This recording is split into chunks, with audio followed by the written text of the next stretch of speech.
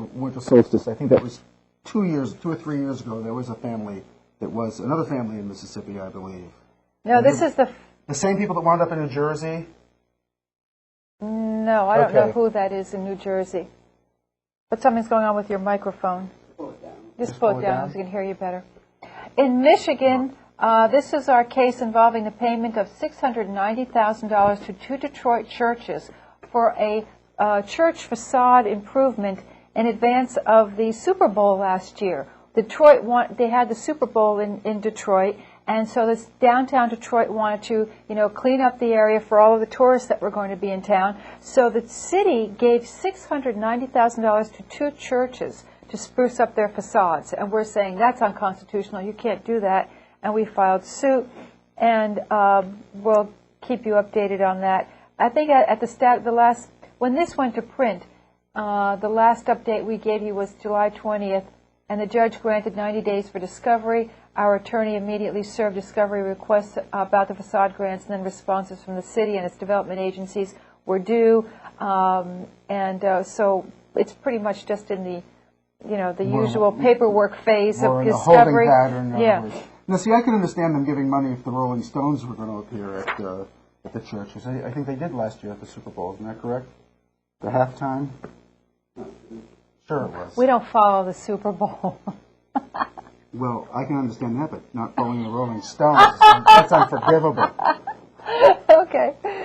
Shame on you. All right, So what we're talking about are violations of the Establishment Clause, right? Do any of these issues violate the separation of state and church, which I can hear some of you now saying, but wait a minute, there is no such thing as the word separation of state and church in the First Amendment, to which you reply, Dennis. Well, that's absolutely true. There's also no mention of the word privacy in the Constitution either.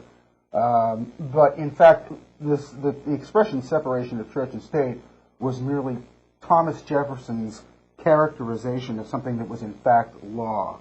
It says right in the Constitution that the Congress shall establish no laws, shall make no laws regarding the establishment of religion. Respecting an establishment of religion or prohibiting the practice thereof. Free exercise. Free exercise thereof. I'm such a scholar. It's the interpretation is what it is. This is how the First Amendment, what it was supposed to do. I mean, whether Thomas Jefferson had ever said it or not, it's right there.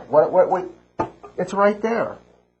That's what it means. The courts have been consistent over the past 30 to 40 years that the First Amendment was intended to erect a wall of separation between state and church. That's what it's supposed to do. And I've said this before. I've said this on some of my other shows. I don't know. It takes a certain level of maturity and class to kind of grasp that. Secular. Are you being sarcastic or serious? A little bit of both. I mean, secularism is for adults. I mean, it's kind of infantile. This whole thing. This whole kind of the word I'm not brinksmanship, but I mean. These people, people who are trying to, who clearly have contempt for that concept, are trying to use every loophole, every means to impose their religion on the United States, on the people of the United States. The key word, operative word, being their religion. Yes. They don't want equal time for all the other religions. Right. I mean, that's why the Christian cross is a cross put up everywhere. And they don't want other crosses because it's all about power. It is all about power. In fact, religion is probably just the vehicle for it, but religion is usually the vehicle for power, at least certainly before democracies came about. I've commented in the past that as soon as some city or town council has a majority of Muslim council members and all of a sudden meetings are being opened up with prayers to Allah, all of a sudden these same people are going to be screaming for separation of church and state. Or they start putting the crescent up on the water towers. Look out. And again, as I said on my show, on New York City Atheist Live on tape several times actually, that I'm really disappointed that the Satanists haven't jumped into this because I would love to see that. Because then they're going to rue the day that they ever thought of the Public Expression of Religion Act. That's right. Okay, what is the Public Expression of Religion Act? Good segue. Thank you. Excellent. Thank you. Smooth. The Public Expression of Religion Act was introduced into Congress by Representative Hofstetler. And what it is it's a reaction to the lawsuits that American atheists and others are bringing over a lot of violation of separation of state and church. And what's happening is we're winning these lawsuits because people are violating the law. They're violating the Constitution. They're doing what they shouldn't do. The courts are agreeing. They're saying, you were wrong. The people who are bringing these lawsuits are correct. Now the attorneys who are defending and upholding our Constitution would like to get paid for their services. The law says you can get your attorney's fees paid. So those people that you're talking about are saying, well, if we can stop the attorneys from bringing the lawsuits, maybe we can stop the lawsuits. And how do we do that? Let's make it so that they can't get attorney's fees when they win. There goes their incentive, okay? But only for this issue. We'll keep the freedom. We'll allow attorneys to get attorneys' fees if there is a lawsuit involving the free exercise of religion, freedom of speech, freedom of the press, freedom to assemble, all the other freedoms guaranteed in the Bill of Rights. But we'll take this one that we don't like, one that curtails what we do when we violate the law, and let's try and undermine it. Or on those rare cases when the government actually does violate someone's religion, then what's fair is fair. Then why should someone who has a legitimate grievance, who wins a lawsuit, who happens to be a religious group, why should their attorneys be paid? You only get attorney's fees if you win the lawsuit. That's right. Okay, That's right. So I would like to just read two quick letters. One is from our National Legal Director, Edwin Kagan, his commentary on this, and then our Alabama State Director, Blair Scott. So Edwin Kagan, who is an attorney, who has filed these other some of these other lawsuits that we've brought on our behalf, he writes, PARA, the Public Expression of Religion Act, now before Congress. Incidentally, before we run out of time, I should say, the act passed the House of Congress. Okay? It passed. Surprise. You should go online and find out who voted for it and who voted against it. And remember that when you vote in November. Edwin says that this act is better understood as the Protecting Evangelical Repression Again Act.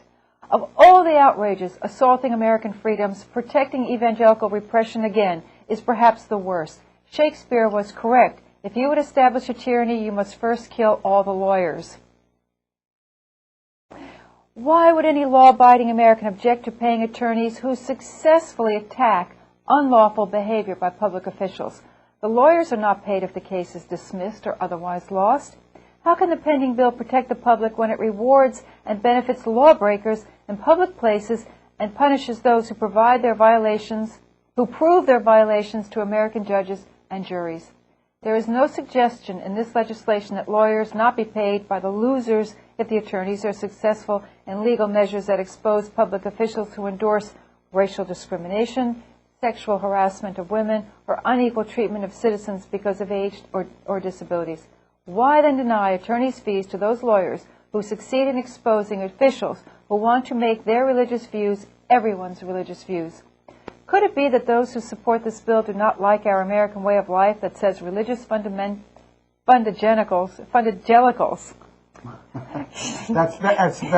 an Edwin Kaganism if there ever was one. Cannot use the laws of our nation to make us all play in their sandbox? Why do they hate our freedoms?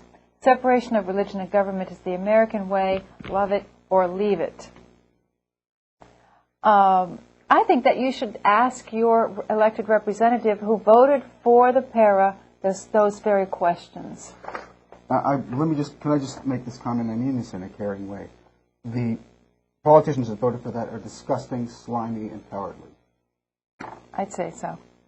It's just totally illogical to support this. And illegal and wrong, and you know it. Blair Scott wrote, I am writing regarding the Public Expression of Religion Act. I am sure you are aware that the House Judiciary Committee approved PARA by voice vote on September 7th, and now the bill is coming to you and your fellow representatives. I have some grave concerns regarding PARA that I would like to express, and I hope that you share those views as well. PARA is a blatant act of religious discrimination. The bill singles out any legal action that attempts to defend the separation of church and state as provided by the Establishment Clause of the United States Constitution. The bill prevents legal fee reimbursement for any legal victory in maintaining the Establishment Clause. The bill does not provide for those that would file any legal action promoting